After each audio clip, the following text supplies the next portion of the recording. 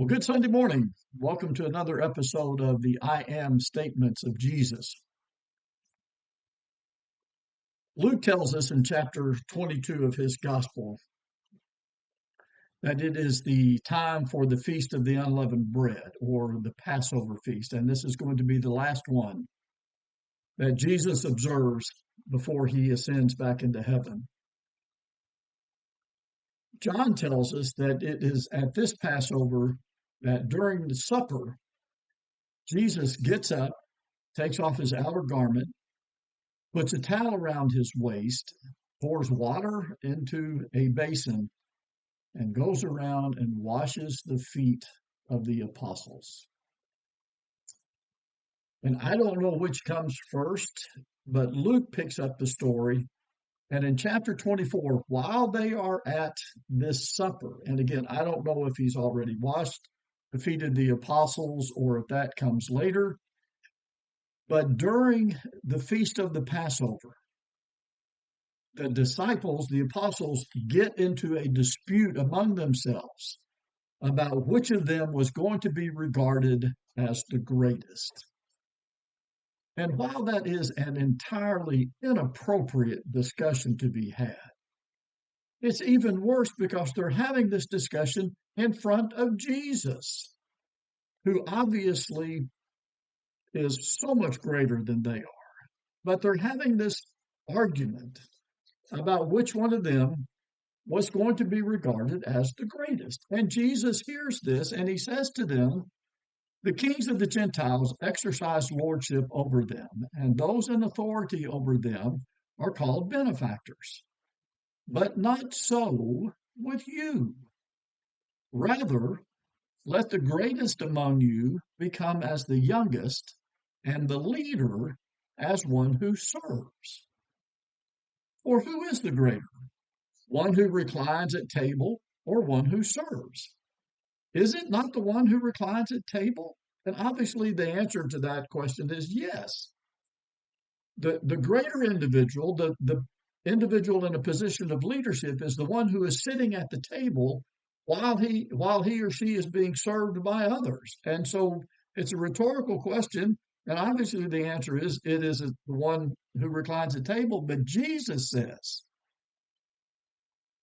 but I am among you as the one who serves. And again, I don't know if this discussion took place before he wiped their feet or not, but you can imagine if he has already washed their feet and tells them this story, the shame that should have come upon all of them. And if I had been there, I'd probably be hiding underneath the table or looking for a way to get out of the room. They're having this discussion about which one among them is going to be the greatest. And Jesus says, I am among you as one who serves. And there's a great lesson in that for all of us.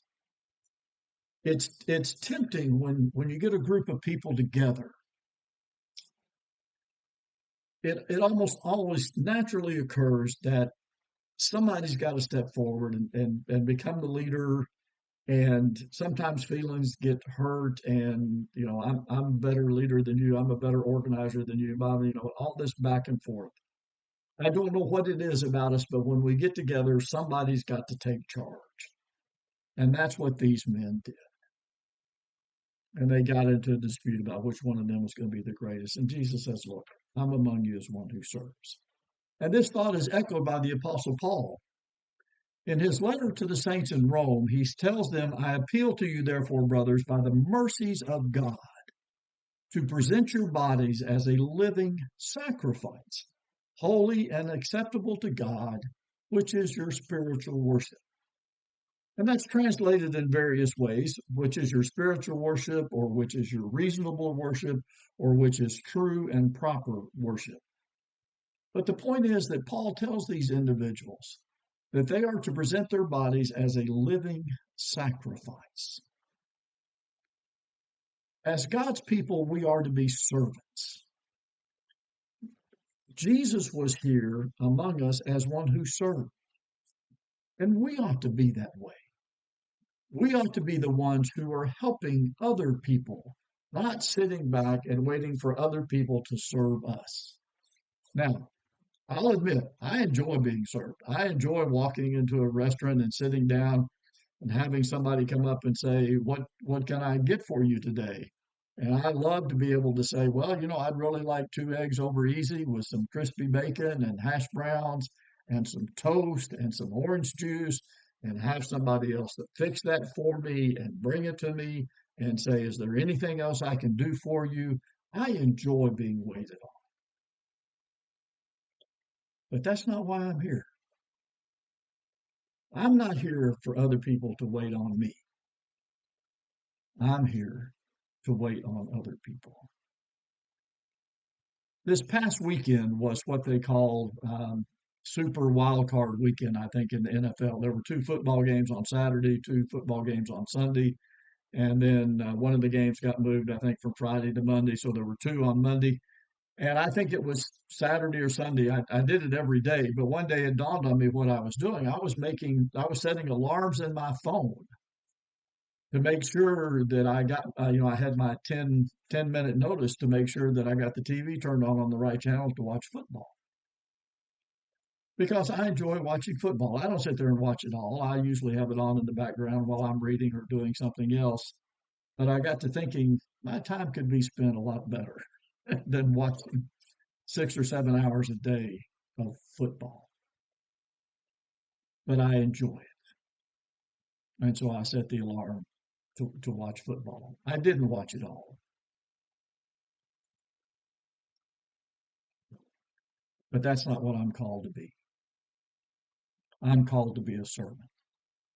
I'm called to offer my body and my mind as a living sacrifice to the God who loved me enough to send his son to die for me. And while it may not be easy, and while it may not be something that I want to do or like to do or whatever it is, I need to turn off the TV sometimes and come up here and hand out diapers to young parents who need it.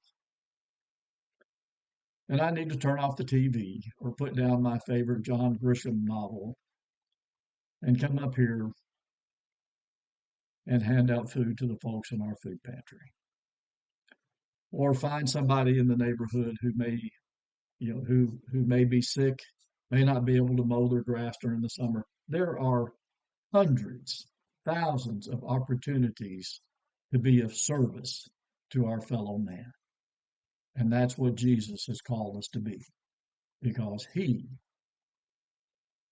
said of himself, I am among you as the one who serves. So go serve somebody today. And I pray that you'll have a great day.